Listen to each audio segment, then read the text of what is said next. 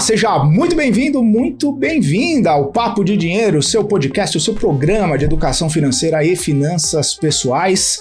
Hoje a gente traz aqui um assunto muito bacana, muito importante, para a gente entender um pouco melhor uma classe de ativo. Fundos de investimentos imobiliários, eles mesmos, os FIIs que têm caído cada vez mais na graça dos investidores brasileiros, cada vez mais investidores fazendo seus investimentos em fundos imobiliários e ganhando aí um pouco mais de tração nesse tipo de ativo. Para a gente entender um pouco melhor esse universo dessa classe de ativos, dos ativos também da própria Mérito Investimentos, eu estou aqui com o CEO da Mérito, o Alexandre Despontin. A Mérito é uma gestora de recursos especializada na gestão de ativos imobiliários. Alexandre, bem-vindo aqui ao Papo de Dinheiro. Obrigado por estar aqui com a gente hoje. Muito obrigado pelo convite. É um prazer aqui poder bater um papo de dinheiro aqui com vocês, viu? Maravilha. Alexandre, antes da gente começar a falar especificamente de fundos imobiliários, queria que você comentasse um pouco, rapidamente, né, sobre o Alexandre, quem é, um pouquinho da trajetória, expertise, como chegou, né, até aqui, até o Papo de Dinheiro. Tá ótimo. Bom, sou o Alexandre Despontin, sócio fundador da Mérito Investimentos, tá? Atuo nesse segmento imobiliário há mais de 15 anos, me formei em engenharia, então tenho uma familiaridade com esse mercado. Desde que me formei, venho atuando em gestoras de recursos que atuam nesse segmento imobiliário, tá? Então, foi uma construção de carreira onde que culminou no fundamento aí da gestora em meados aí de 2012, tá? E a gestora ela foi fundada para atuar nesse segmento imobiliário, né? Na época existiam poucas gestoras, né? Poucos players que atuavam nesse segmento, e a gente meio que nasceu para atuar específico com fundos de investimento imobiliário. Boa. Alexandre, você falou que formou em engenharia civil. Engenharia aeronáutica. Aeronáutica. Porque eu estava pensando, trabalha com construção, tem nos fundos imobiliários, engenharia civil não é, aeronáutica. Não é aeronáutica. Mas tem algumas matérias que são similares, né? A gente consegue usar um pouco da engenharia para a gente atuar ali no dia a dia, né? E justamente toda a modelagem econômica, né, financeira que a gente faz nos nossos empreendimentos, isso também traz bastante aí da bagagem que a gente tem da engenharia, né? Todo o planejamento, todo aquele estudo que a gente precisa fazer antes de tocar algum projeto, né? Boa. Não vou falar que você fez engenharia aeronáutica para tudo aquilo que você projetasse decolar. Uhum. Não vou fazer essa piada. Mas pensando então um pouco a respeito dos fundos imobiliários, antes da gente entrar especificamente no desenvolvimento da Mérito e de todo esse contexto da companhia, queria entender um pouco o cenário hoje para fundo imobiliário. A gente tem visto cada vez mais pessoas fazendo investimentos, comprando suas cotas, interessada numa talvez previsibilidade maior, volatilidade menor dessa classe de ativo, mas também um cenário um tanto quanto desafiador que a gente está passando para os fundos imobiliários. Como que você está vendo esse cenário, Alexandre? Como que você está vendo o momento atual dos FIIs? Bom, os fundos imobiliários, eles são uma classe de fundo como qualquer outra classe, mas é uma classe um pouco mais recente, né? Ele deve ter um histórico aí em termos de 15 a 20 anos que ele começou a ser constituído no Brasil, tá?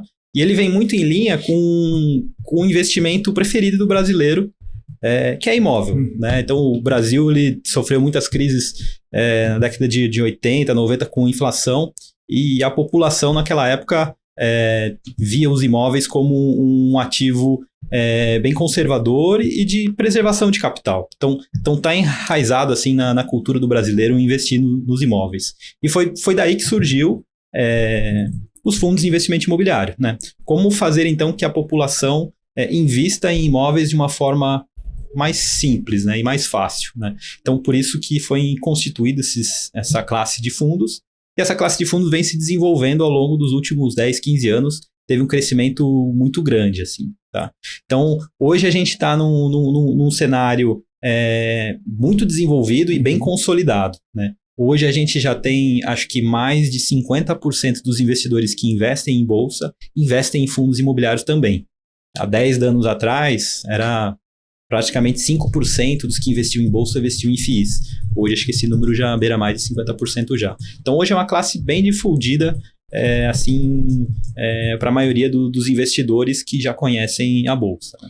Mas a gente pensando nessa, entre aspas, enxurrada de gente chegando em investimento imobiliário, a gente sabe o papel da internet, de pessoas que falam sobre o assunto, de influenciadores, de educadores financeiros. Como que foi para você, enquanto gestor, enquanto CEO, né, receber essas pessoas? Porque imagino que até determinado momento era um perfil de público que tinha um anseio, que tinha um conhecimento, que tinha uma vontade de fazer algum tipo de investimento. Hoje está pulverizado. Hoje a gente vê pessoas dos mais vários interesses chegando para fazer investimento em fundo imobiliário. Como que foi essa recepção dessas pessoas, os anseios dela, entender um pouco mais como que é essa chegada de tanta gente colocando dinheiro, investindo na sua cota?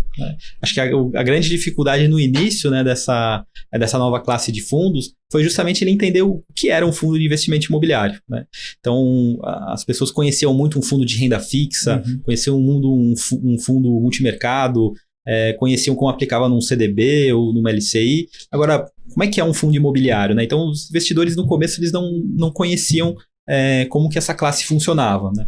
Ele é um ativo isento, né, de imposto de renda, é um ativo que ele é negociado em bolsa de valores, então é um ativo um pouco mais complexo do que os outros, né? E tudo passou por uma educação ao longo desses anos para os investidores entenderem como que esse fundo funciona.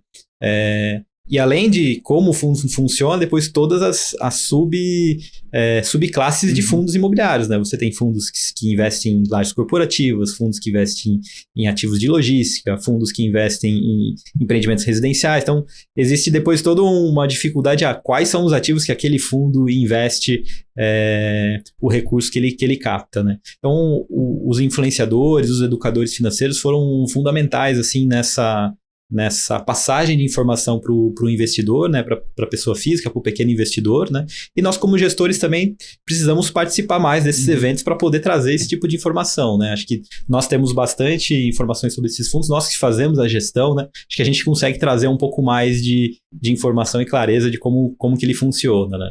Exatamente, e nesse sentido, né, a gente viu uma série de investidores migrando ou fazendo seus primeiros investimentos no momento, se a gente pode dizer, até do bull market, né? Lá 2016 até 2019, uma euforia bastante grande, uma popularização bastante grande com esse cenário. De 2020 para cá, milhares de coisas aconteceram, desde a pandemia até juro lá na lua, e enfim, isso tirou um pouco da atratividade ou trouxe mais desafios para quem está chegando agora nessa classe de ativo?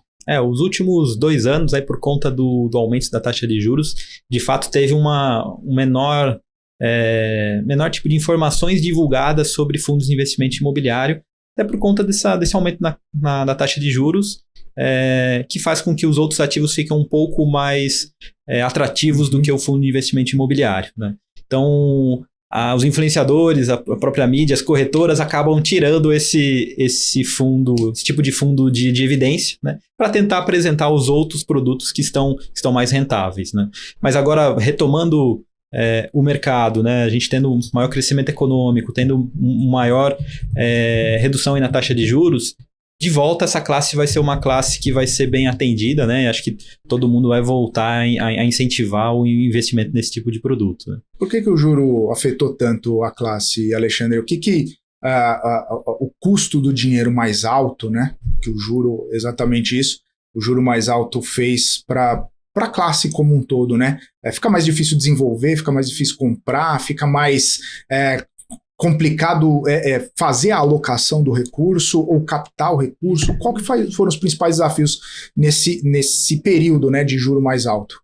O juro mais alto ele concorre, né, com qualquer atividade econômica. Né? E o mercado imobiliário ele é uma atividade econômica bem real. Né? Então, você constrói um imóvel, ele tem um custo, né? Você tem um custo de terreno, você tem todos os custos de materiais de construção e mão de obra, que ele, independente se o juros está alto ou está baixo, ele vai custar mais ou menos aquele mesmo valor. Né? Só que a rentabilidade que a gente vai conseguir daquele ativo normalmente é sempre a mesma. Né? Você construiu um imóvel, você tem um aluguel, aquele aluguel vai ser mais ou menos atrelado ao que o mercado está pagando naquele momento, né? Se o juro sobe muito, faz com que aquele ativo fique um pouco menos atrativo do que você deixar o dinheiro aplicado num outro ativo de renda fixa. E aí faz com que os investidores fujam para um outro tipo de produto, e aí esse produto ele fique um pouco mais, digamos, de lado, né? E de fato o aumento da taxa de juros é para isso mesmo acontecer na economia como um todo, né? É de fato para que a economia pare um pouco de atuar, de girar, e com isso a inflação caia, né? Então, essa ação do aumento de taxa de juros é de fato para os ativos reais darem uma parada, ter menos investimento em coisas reais, né? É até interessante porque com o juro mais alto a gente viu alguns segmentos de fundo imobiliário tendo destaques. Eu me lembro que a gente entrevistava aqui alguns gestores, a gente entrevistava alguns estrategistas, e eles falam, poxa, tem fundo de papel que está voando, que está indo muito bem, fundo de FDIC, CRI, CRA, LCI, enfim, uma série de fundos de papel que acabaram se tornando ali high yields e entregando, né, muito para o investidor. E o investidor, naquela de olhar para onde investir, buscava um yield maior. Uhum. Qual que é o problema de fazer uma seleção né, com essa visão, né? O yield maior num momento, inclusive como esse que a gente está passando, que daqui a pouco o juro vai começar a cair, vai ficar mais atrativo ter um imóvel, vai ser mais atrativo a gente ter algum outro segmento de fundo imobiliário se despontando aí. Uhum. Dos fundos imobiliários, os setores que acho que rentabilizaram um pouco mais na época de juros mais altos, foram aqueles fundos de CRI, né, fundos de papéis, que na verdade são fundos que captam recursos dos investidores e emprestam esses recursos para o mercado, para outras incorporadores fazerem as suas atividades. Como o juros está mais alto, esses fundos conseguem investir a taxas mais altas. Uhum. Só que taxas mais altas normalmente são riscos um pouco maiores, tá? E normalmente esses papéis, às vezes, eles são atrelados à inflação, algum outro indicador, como o IPCA ou o IGPM. E nessas épocas também o IGPM e o IPCA estavam altos. Uhum. Então teve esse momento desses fundos de papéis que eles estavam performando mais do que os outros fundos imobiliários, mas por conta desse risco maior que eles estavam assumindo, né? E agora com alguns anos de taxa de juros, a gente até viu alguns desses fundos terem alguns problemas com esses papéis, né? Que as empresas que tomaram esses papéis não estão conseguindo honrar 100% dos pagamentos dessa dívida, né? Então é um pouco de risco e retorno que esses tipos de fundos conseguiram investir um pouco com taxas maiores, mas correndo um pouco de risco maior, né? Para o pessoal que está acompanhando a gente aqui, Alexandre, e claro, às vezes não tem um conhecimento muito aprofundado sobre uma análise ou sobre o próprio fundo imobiliário, como que a gente faz uma balança, né? Risco-retorno? Simples assim, né? Explicando simples para o pessoal, um primeiro passo para identificar se de repente é muito arriscado, traz um retorno legal, ou se de repente um retorno não é muito legal, mas é menos arriscado. Como que coloca um pouquinho na balança para o pessoal que está assistindo? Eu acho que uma das melhores maneiras do investidor olhar o fundo imobiliário é conhecer primeiro os tipos de fundos que existem, quais são aqueles ativos que eles investem, né? Então, você tem aqueles fundos imobiliários que compram só um imóvel e tem a rentabilidade daquele imóvel físico, né? O imóvel que está lá escriturado em nome do fundo, o fundo tem a propriedade, que são aqueles fundos de tijolos, né? Esses normalmente são os fundos mais conservadores, onde o patrimônio do investidor está alocado num imóvel e você provavelmente vai desfrutar ali de um aluguel, provavelmente daquele imóvel. Então é um fundo imobiliário mais conservador.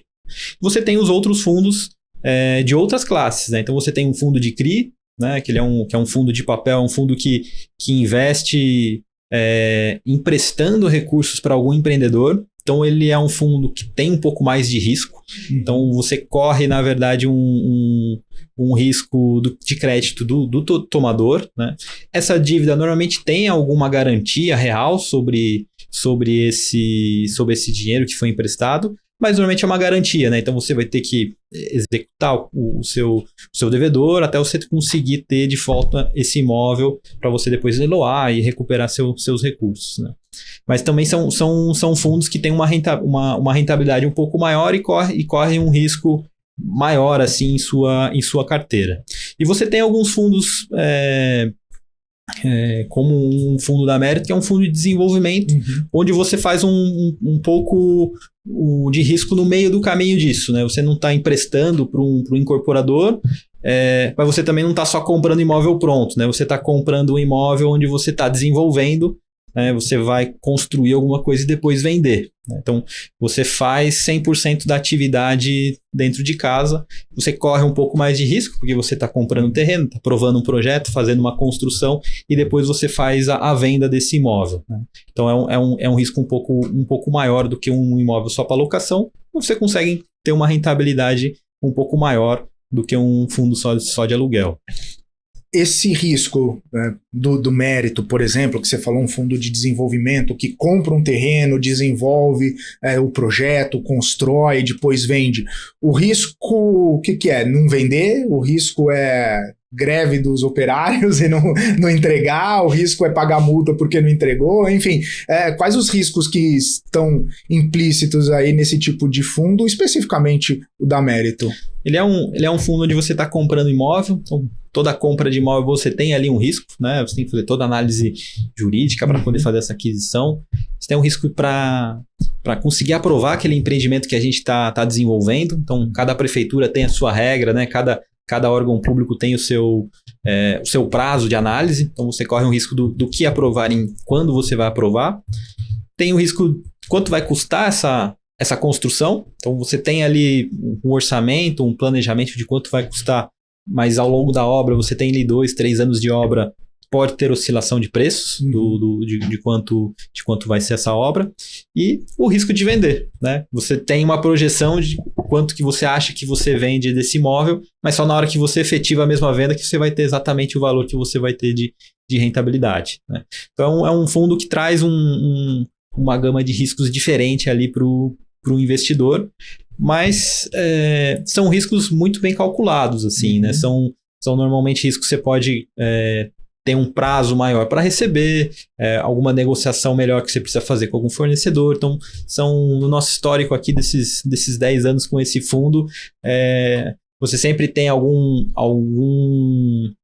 coisa que desvia da sua viabilidade, mas tem coisas que desviam para positivamente, tem coisas que desviam negativamente, e no final o empreendimento ele acaba indo mais próximo aí da sua viabilidade se você conseguir diversificar bem a sua carteira, né? Tem que mensurar muito bem esses riscos, porque você vai fazer qualquer reforma na sua casa, cara, você faz um orçamento e vai lá na lua, aí o pedreiro não entrega, ele desaparece, aí não sei o quê. Claro, né? São outras magnitudes, né? Imagino que numa incorporadora, como o fundo de desenvolvimento tem junto dela essa incorporadora, as coisas são um pouco mais fáceis de resolver. Um contrato aqui, né, com o construtor e tudo mais, mas lidar com esse tipo de coisa, e preço de material e prazo de entrega numa reforma em casa já é complicado, imagina em empreendimentos em série, hein? Deve lidar todo dia com isso, dor de cabeça também. É muito planejamento, né? Muita planilha que é montada, né? Passo a passo de como tem que ser feita a execução, vários fornecedores que a gente cota, né? Então, é a repetição, né? E o trabalho no dia a dia para que nada saia do planejado, né? Acho que esse aqui é o grande trabalho que a gente tem ali na gestão do dia a dia, né? Achou um cara que entregou certinho, que foi ponta firme, já... Você continua com ele, né? Algema o cara no pé da mesa. Exatamente, né? E obra assim dizer que você sempre vai ter tudo planejado é difícil, né? Alguma coisinha vai ficar para você planejar ali na hora que aconteceu, algum evento que a gente precisa resolver na hora, né? Imprevisto é complicado. A gente falou do desenvolvimento, né? Mas eu queria só dar um passinho para trás. A gente estava falando sobre os fundos, né, de papel, e que acabaram, né, atraindo muita gente, sendo alvo de muitas carteiras, inclusive, e tudo mais. Risco, retorno. Esses papéis, agora, inclusive teve recentemente uma mudança do Conselho Monetário Nacional sobre a emissão desses títulos isentos e tudo mais. Isso mexe com a indústria como um todo, inclusive de alguns fundos que podem ter na sua composição um pouquinho de papel, um pouquinho de outro tipo de segmento, enfim. Isso mexe com a estrutura da indústria? É mais um desafio? É mais algo ali que você tem para se preocupar? Como que vocês estão recebendo essas notícias e os reflexos dentro da indústria, Alexandre? A última mudança ali do Conselho Monetário Nacional, ele ajustou as emissões de CRIs, né? Que é uma classe de ativo que os fundos imobiliários compram, que são os fundos de papéis, né? De certa forma, o Conselho deu uma restringida em quais são as empresas que podem emitir esses papéis e quais são os lastros que esses ativos, que esses papéis podem ter, né? Então, isso, de certa forma, vai dar provavelmente uma enxugada na quantidade de emissões de CRI que vão acontecer no mercado como um todo. Então, provavelmente, esses papéis de crises vão ficar um pouco mais escassos, né? Por conta desses papéis ficarem um pouco mais escassos, provavelmente as taxas de remuneração deles devem cair um pouco, porque mais investidores querendo procurar o papel, então esses papéis devem render menos, tá? Então, a gente imagina que essas mudanças do conselho pode dificultar um pouco para esses fundos de papéis encontrar esses ativos, né? Tem atrelado a isso também algumas mudanças que foram feitas nos fundos exclusivos, né? Que no final do ano reduziram a isenção que eles tinham no Come Cotas, né? Então, acho que muitos investidores também que estavam dentro dessas estruturas de fundos exclusivos para ter uma redução da carga tributária, pode ser que eles migrem para outras classes de fundos que são isentas. E o CRI seria uma dessas, né? Então, você vai ter mais investidores olhando um ativo que o Conselho também reduziu essa quantidade de papéis. Então, nós imaginamos aí que os fundos de papéis vão ter um pouco de dificuldade, aí, provavelmente esse ano que vem, em conseguir repor o estoque de CRIs que eles já têm. Essas mudanças, elas acabam beneficiando o cotista porque tira um pouco, né, vou colocar bem entre aspas, né, uma bagunça que estava no mercado, ou é ruim talvez para o cotista porque não tem tanta disponibilidade, não tem tantas alternativas assim. Os cotistas que já estão comprados, digamos assim, aqueles fundos de CRI que já têm os CRIs em carteira, provavelmente esses cotistas vão ser um pouco beneficiados, porque ele vai ter um ativo que ficou um pouco mais escasso, então esse ativo vai provavelmente rentabilizar. E de certa forma você restringir uma forma de investimento, isso no final para a economia como um todo deve dificultar um pouco, né? Você vai ter menos funding para esse segmento, né? Maravilha. Alexandre, eu vou fazer um breve intervalo, a gente vai continuar o nosso papo daqui a pouquinho. Você que está acompanhando o Papo de Dinheiro, nesse papo muito bacana sobre fundo imobiliário, aposto que se você nunca tinha ouvido falar, ou se já tinha ouvido falar brevemente sobre fundo de investimento imobiliário, você está tendo uma aula aqui, você está descobrindo muitas coisas muito interessantes a respeito dos fundos de investimentos imobiliários. E claro, depois do intervalo a gente vai expandir e até falar um pouquinho a respeito de um fundo inusitado da Mérito aqui, que investe num segmento que algumas pessoas não vão querer, mas aposto que muitas pessoas vão achar bem bacana esse tipo de investimento, mas eu não vou falar agora, não vou dar spoiler, você tem que ver daqui a pouquinho, depois do nosso intervalo. Continue aqui no Papo de Dinheiro, eu volto já já.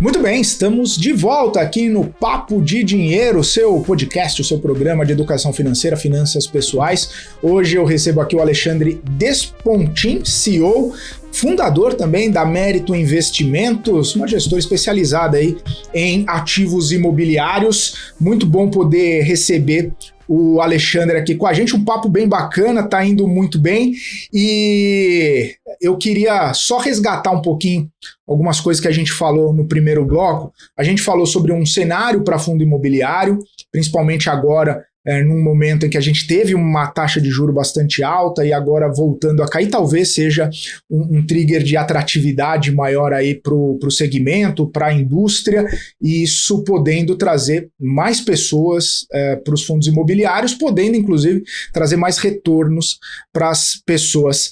Alexandre, a gente tem, né, nessa indústria aí uma série de fundos com uma gestão um pouco mais ativa, outras com uma gestão passiva.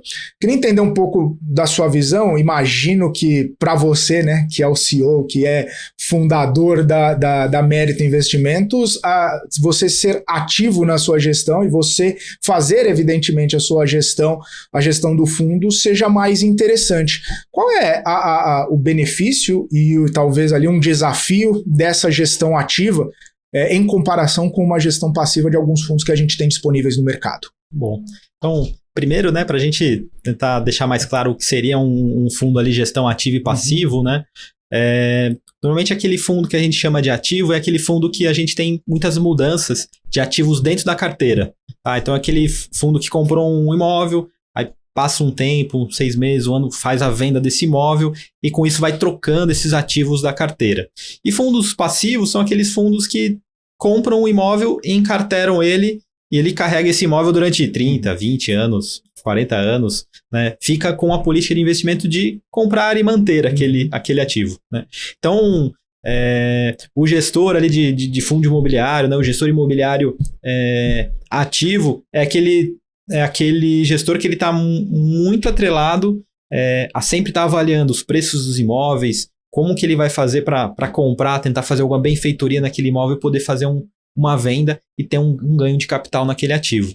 O gestor ali de um fundo mais passivo é aquele gestor que ele vai cuidar daquele imóvel, né? Ele vai deixar ele sempre bem conservado, vai cobrar ali provavelmente os aluguéis, vai conversar com os inquilinos, ele vai fazer uma gestão mais passiva daquele ativo, mas vai fazer a gestão para manter aquele ativo conservado como ele deve ter ao longo da vida dele. Então, os gestores que tenham um portfólio ativo são aqueles gestores mais ativos mesmo em termos de trabalho em relação ao mercado como um todo, né?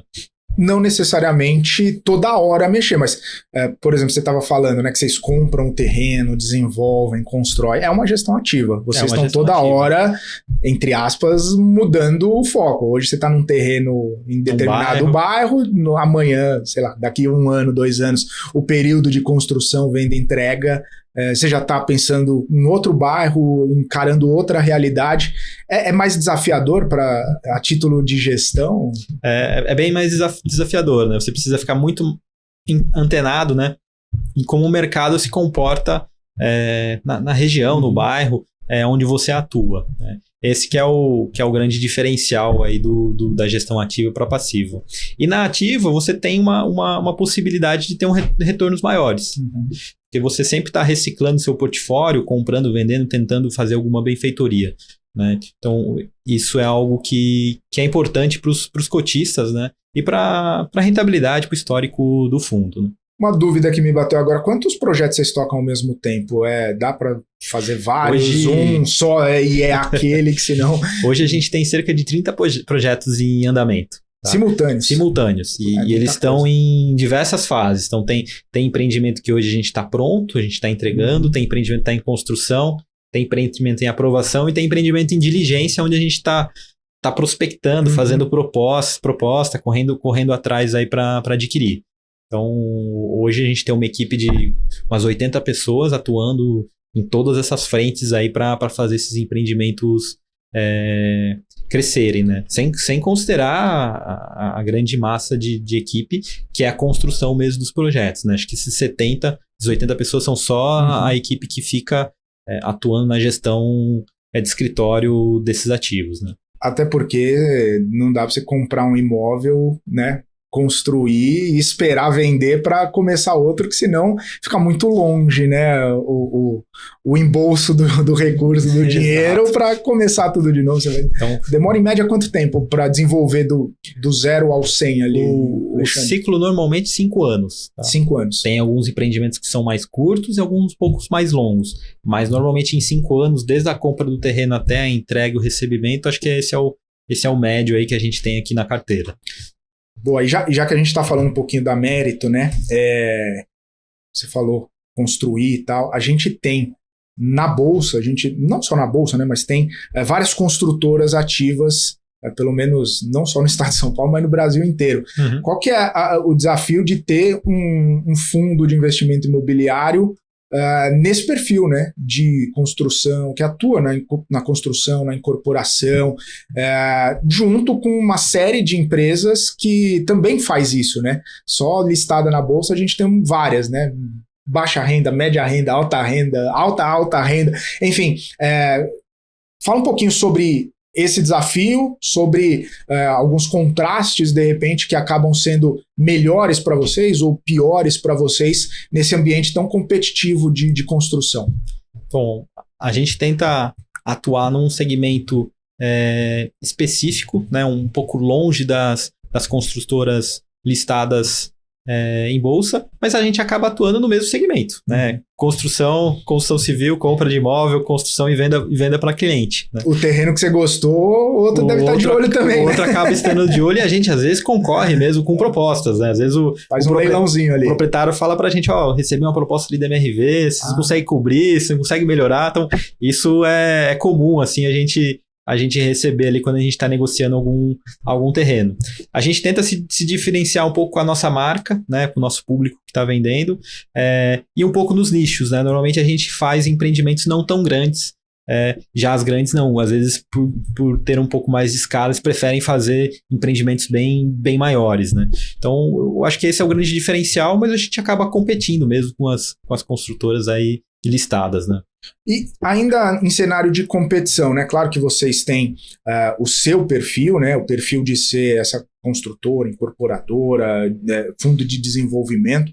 Os fundos de investimento imobiliário, shopping center, por exemplo, enfim, outros tipos até mesmo de papel concorrendo com você investir diretamente numa debênture, num CRI, numa LCI, enfim. Esse cenário competitivo de fundo imobiliário, como que você vê esse cenário? Ele é benéfico para a indústria? Ele acaba trazendo algumas dúvidas em relação ao cotista para, de repente, fazer o investimento em detrimento de olhar para os concorrentes? Como que é essa relação, Alexandre? Então, para os cotistas, né, eu acho que como existem muitos tipos de fundos, né, e muitas classes diferentes que ele pode investir, isso às vezes acaba um pouco confundindo um pouco a cabeça do investidor mesmo. Mas esse é um fundo de aluguel ou ele é um fundo de criar, é um fundo de desenvolvimento? E às vezes ele não consegue mensurar os riscos dos fundos, né? Então, eu acho que nessa grande quantidade de classes que existe, acho que ela dificulta o investidor fazer essa análise do que de fato o risco que ele está correndo, né? Mas, de certa forma, ter várias classes diferentes é algo bom para o cotista, porque ele, eu quero correr risco de um fundo de shopping. Uhum. Ele consegue encontrar um fundo que invista só em fundo de shopping. Eu quero comprar um fundo que invista num setor do agro. Ele consegue encontrar um fundo que tem no setor do agro, porque ele, provavelmente a safra vai ser boa, então acho que vou querer comprar um fundo atrelado a esse segmento. Então, ter vários segmentos, várias classes é bom porque o investidor consegue diversificar bem a carteira dele, mas requer um conhecimento, né? Requer um gasto de tempo de análise de diversos gestores, diversos fundos e diversos tipos de ativo, né? Nesse cenário, um fundo de fundo acaba sendo interessante, de repente, para o investidor que não tem esse tempo, essa capacidade de análise, ou até mesmo quer fazer algum tipo de investimento em fundo imobiliário, mas como você falou, são tantos para olhar, né, que de repente tira um pouco até da vontade de sentar e analisar, e estudar. Fundo de fundo seria uma alternativa até interessante para quem está iniciando nesse mundo aí dos fundos imobiliários? Não, seria sim. Ela é uma classe de fundos imobiliários, né? Existem fundos que só investem em outros fundos imobiliários. E hoje, por exemplo, o índice de fundos imobiliários, né, o IFIX, a gente tem acho que cerca de quase 90 papéis dentro do índice, né? Na bolsa como um todo, acho que já são mais de 300 fundos listados, né? E para uma pessoa só, uma pessoa física, né, que tem outra atividade durante o dia, né, tem o seu próprio trabalho, fazer análise desses 90, 300 fundos humanamente inviável, assim, né? Nós, como gestores também de fundos, né, para a gente fazer uma análise criteriosa e saber o que está acontecendo nesses fundos, a gente tem uma equipe, né? 4, 5 pessoas que só ficam olhando as informações dos fundos, né? Então, você, de certa forma, investir num fundo de fundos que vai ter uma equipe por trás que vai fazer essa análise para você, seria um caminho natural para um investidor que queira ter uma carteira pulverizada aí de vários fundos, né? É até interessante, eu estou perguntando, né, pro CEO aqui da Mérito Investimentos sobre fundo de fundo, vocês estão dentro de fundos, eu já tomei esse cuidado de olhar se estava ou não, porque de repente fala, não, vai querer falar de fundo, não vai falar do meu, não, vocês estão dentro de alguns fundos de fundos, ou seja, alguns gestores viram, né, que o fundo de vocês é interessante para colocar ali dentro de um portfólio de determinados segmentos, e a indústria acaba também, né, sendo, se retroalimentando com fundo de fundos, né, que acaba tendo uma gestão, que acaba tendo uma mudança ali na estrutura, ou de repente na composição do portfólio do fundo de fundo. É bacana também essa movimentação dentro da própria indústria, né? Então hoje muitas gestoras têm o seu próprio fundo de fundos, que é uma demanda que os próprios gestores vêm dos seus cotistas, né? Então, cotistas às vezes ligam para a gente, eu tenho aqui seu fundo de desenvolvimento, que outro fundo você indica para eu investir? É porque os investidores gostam de diversificar a sua carteira, né? E ter um fundo de fundos é isso, né? Diversificar a sua carteira, não colocar os recursos num lugar só. Então, foi uma demanda que a gente sentiu dos nossos próprios investidores, por isso que a gente ofertou um produto dessa forma, né? E não só é bom ter, mas é altamente recomendável, né? A educação financeira diz, não coloque todos os ovos na mesma cesta. Então, fazer algum tipo de diversificação, seja na própria classe, né? De fundos, alguns fundos, ou seja, em classes diferentes, né? Isso é extremamente importante. Você falou dos cotistas, a gente conversava antes aqui sobre a quantidade de cotistas do fundo, né? E você falou que cerca de 10% tem uma cota do fundo. Dos 30 mil cotistas, cerca de 3 mil tem uma cota do fundo. Tem uma cota. Bem interessante isso, né? Bem pulverizado, a nossa base de investidores, ele é o pessoa física pequeno mesmo, né? E na nossa base a gente tem cerca de 3 mil cotistas, tem apenas uma cota do nosso fundo, cerca de R$100 investidos com a gente. E eles demandam, eles querem saber como que tá indo, a cabeça do gestor, quer entender de perto, faz até uma análise presencial, vai olhar a obra para saber como é que tá. Pior que tem mesmo, às vezes a gente anuncia a compra de algum terreno ou algum empreendimento que a gente entregou, tá pronto nas nossas redes, né, mostrando os status, e às vezes aparece um cotista, não, eu tô aqui dentro do imóvel, bate uma foto ali do empreendimento que a gente acabou de entregar, que às vezes era um comprador, ou às vezes algum familiar que tinha um imóvel, ele tava lá no empreendimento que a gente tava terminando a obra, né? Então isso acontece muito por conta dessa pulverização que a gente tem em número de cotistas, né? Muito bacana, muito bacana. E também acaba sendo uma prova daquela conversa que a gente estava tendo no primeiro bloco sobre a popularização, né, do fundo imobiliário, cada vez mais pessoas chegando, a disseminação de informações a respeito de fundo imobiliário para o pessoal que está começando nesse universo de investimentos, talvez não tem um montante tão grande assim de patrimônio para fazer investimento enfim, comprar 10, 20, 50 cotas, compra uma, espera um pouquinho, junta um dinheiro, compra mais uma e vai fazendo a bola de neve dar início no crescimento, né? E a gente vê isso mesmo, esses investidores nossos que têm uma cota, ao longo do tempo eles vão aumentando a quantidade de cotas que ele tem, eles provavelmente devem ter sua cesta ali de fundos, né, ou de investimentos, eles vão aumentando o patrimônio investido ao longo do tempo, né? Boa. Alexandre, eu comentei na passagem do bloco aqui, falei que a gente ia comentar de um tipo de investimento que talvez algumas pessoas não quisessem nem ouvir falar, mas claro que vocês acabam fazendo esse tipo de investimentos. Eu achei muito interessante a proposta, eu queria abordar um pouco mais com você. É um fundo de investimento em cemitérios, né? Um dos únicos, né? Para não falar que é o único, são dois tipos de fundos nesse sentido. Queria que você falasse um pouquinho sobre isso, né? Sobre esse foco, né? como que surgiu essa demanda, se houve uma demanda, como que surgiu essa visão de oportunidade e como que efetivamente está sendo, né, fazer essa administração e olhar para um segmento que talvez muita gente queira ficar longe. Fica longe, né? Em 2016, a gente fez um investimento pelo nosso fundo, o Mérito Desenvolvimento, que a gente comprou alguns jazigos de um cemitério em Minas.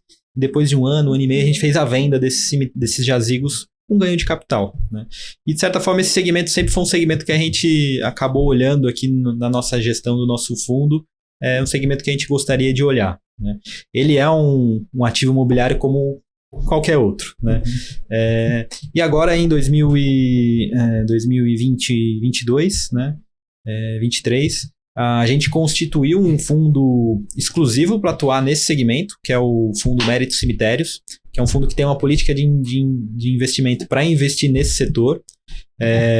E no ano passado, né, a gente comprou o primeiro ativo na carteira desse fundo, né? A gente concorreu da licitação aqui da cidade de São Paulo, né? Onde a cidade de São Paulo ela concedeu para a iniciativa privada toda a administração de todos os cemitérios municipais e do serviço funerário para as empresas que gostariam de concorrer. E o Mérito Cemitérios foi um dos fundos que arrematou e ganhou ali o leilão para ser a empresa que administra esses cemitérios, né? Nesse certame, a gente, então, ganhou a administração de 5 cemitérios aqui da capital.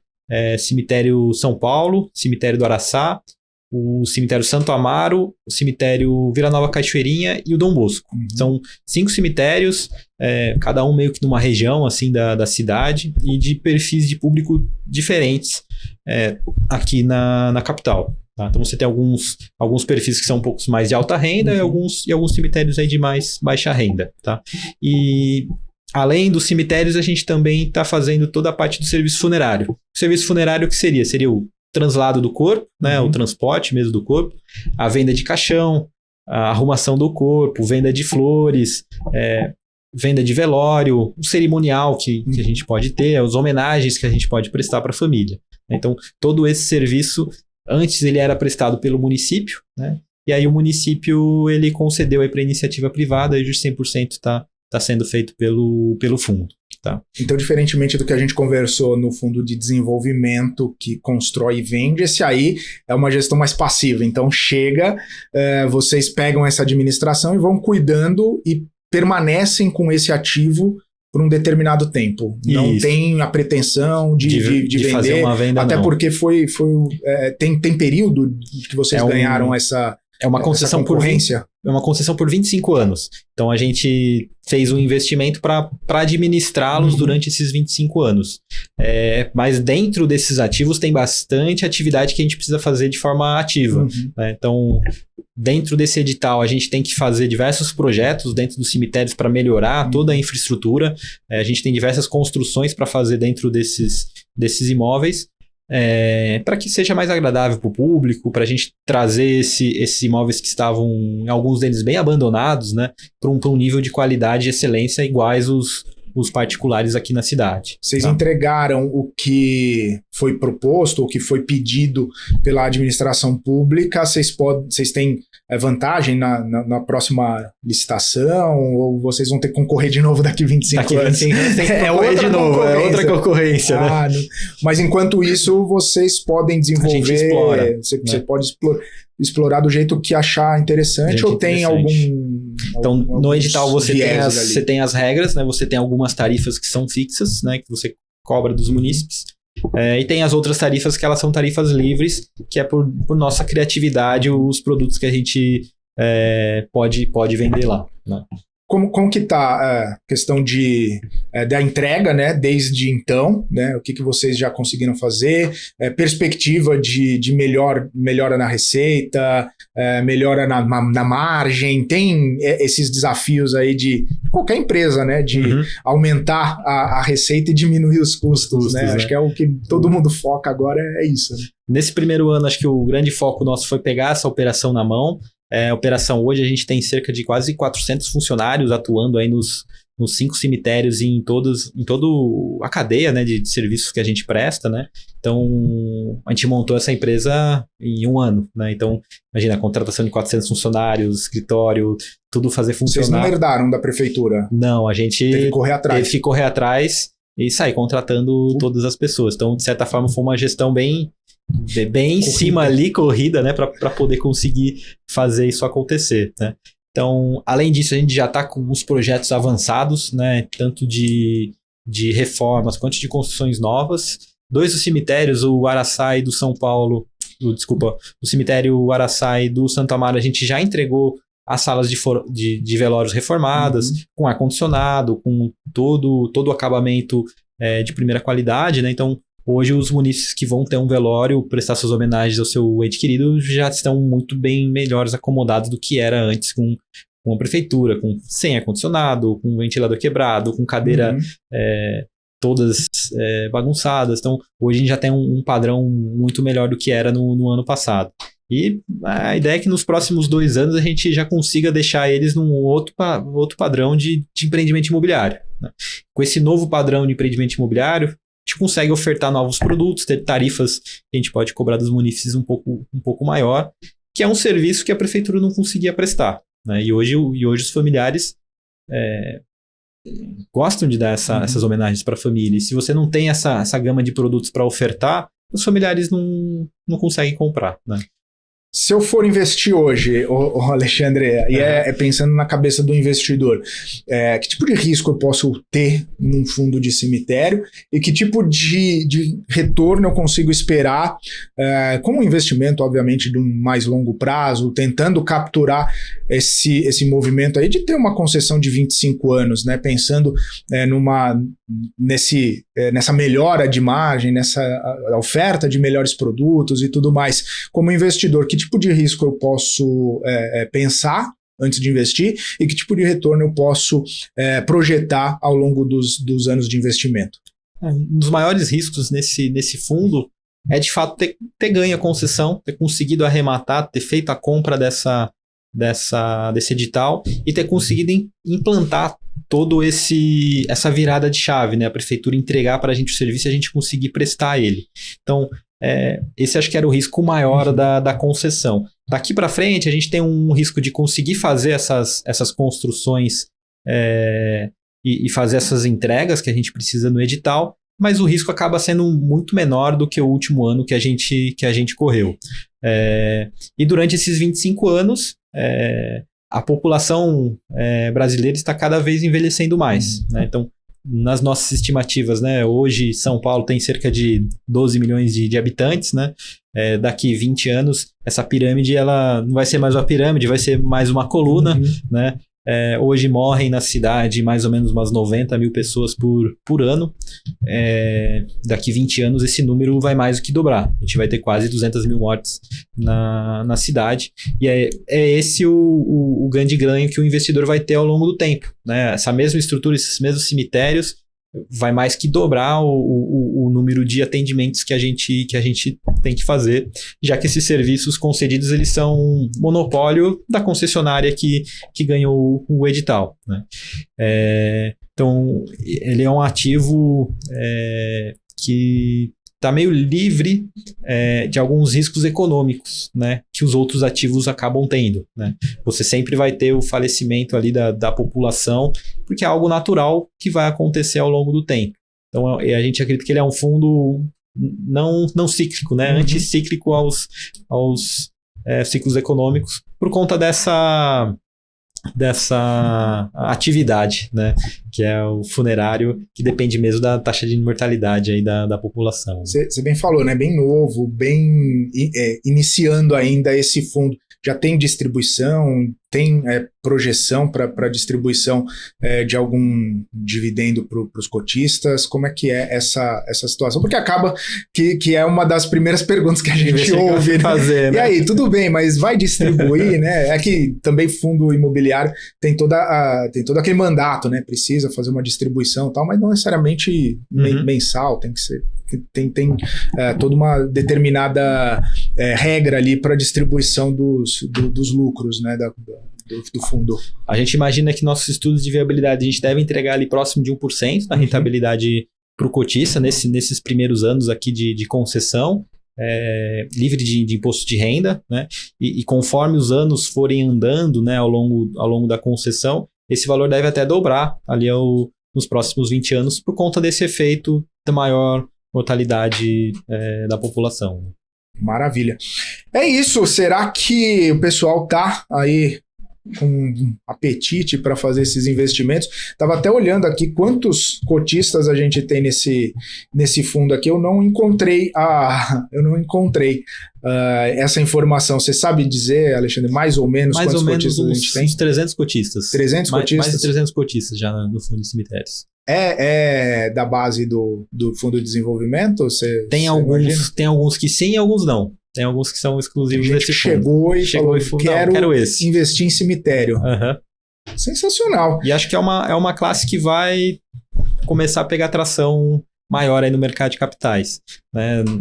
Em outros mercados, nos Estados Unidos ou na Europa, ele é um setor muito mais consolidado, né? Você tem grandes empresas listadas em bolsa que atuam nesse segmento. Aqui no Brasil a gente não tem. No mercado de capitais se fala muito pouco aí desse segmento.